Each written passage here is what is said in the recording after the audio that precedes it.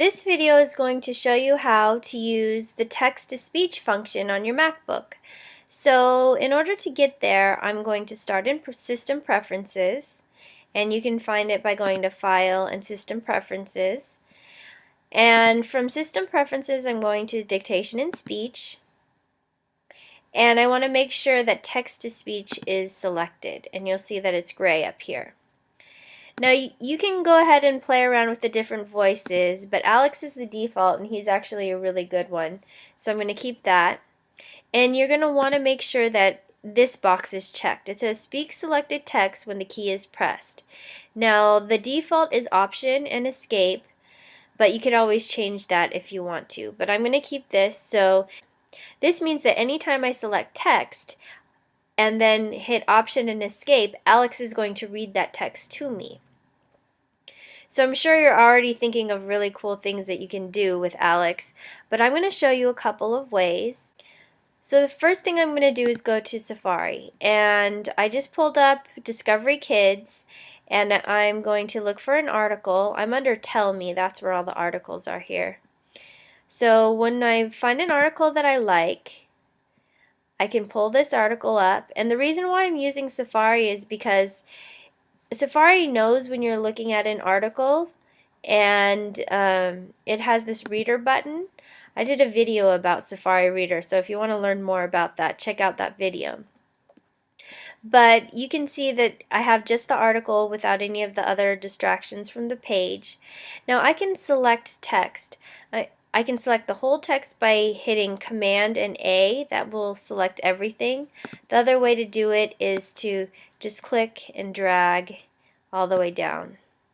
So let's say that I had a student who was reading below grade level, and that student needed to listen to the article instead of try to read it, because I wanted them to be doing a project where they really needed to understand what was going on. And this way I can have that student take notes while listening to it. So I can have Alex read this article to me by selecting this text and then hitting Option and Escape. Why we can't live without bacteria. You're completely covered in bacteria, but it's fine because we all are. We're covered inside and out with. And he'll go on and read whatever text you selected, and since I selected the whole article, he would go on and read the whole article. The way that I got it to stop was I pressed Option and Escape again. If you listened really carefully to that reading, you'd hear that he paused when he came to the punctuation marks. So Alex does a really good job of reading, not just through all of the words, but even taking those breaths when the end of a sentence or a comma comes up. So once you have an article for your students, you can actually take this article and you can save the article by going to Print and then Save as a PDF. So I'm going to save this in my article folder. I have that on my desktop. So I can save the article and it's in that folder, but not only can I save that article, I can save Alex reading the article. So I'm going to select the text again, and I could either do a secondary click, which you can hold down Control and then click on the trackpad to get this menu up, or I can click with two fingers to get this menu up. Now when I do that, you'll see this option, Add to iTunes as a spoken track. You can select this and it'll send this track to iTunes. The other place that I can find that same function is if I go up to Safari and Services. Now since I've selected text, it knows that these are the things that I can do when I select text. And Add to iTunes as a spoken track is one of them. Now really quickly, let me show you what happens if I'm in the article. And right now I don't have anything selected, but I'm going to go to File. No, I'm going to go to Safari and Services, and it says no services apply.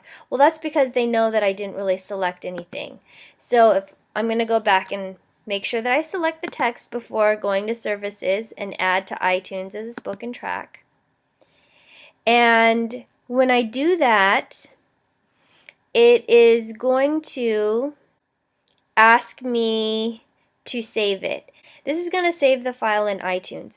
Now, if this box doesn't automatically come up, then make sure you open iTunes first and then this box will come up.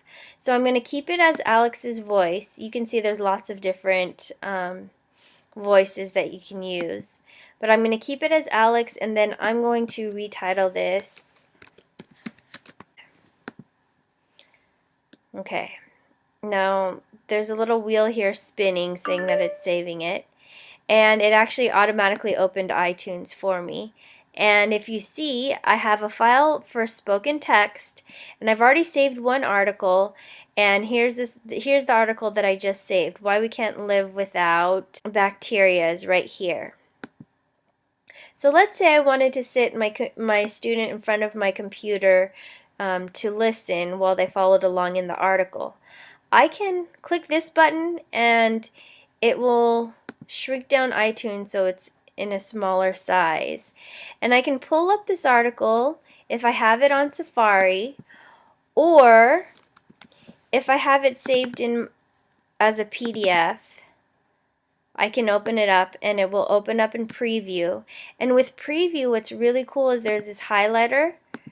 There's a highlighter that students could use or you could use, and then there's also some other buttons that you can play around with. So I can play the file. Why we can't live without bacteria. You're completely covered in bacteria, but it's fine because we all are. So as the student is listening to the text, they could be taking notes. They could be taking notes, or they could be highlighting text, and they can be listening to it. So that's a really powerful function to have in a classroom. Now, let me just show you one. Okay.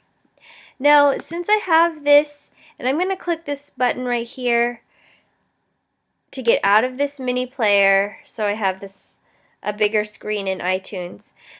Now I have this article as an audio file. If you ever needed to, you could take this audio file and send it home in an email for a student to listen to the article at home.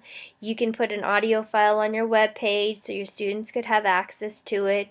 You can stick the audio file into your Google Drive and share that folder with your students. So there's a lot of possibilities for having this audio file that you can share. So that's one way that you can use this text-to-speech function.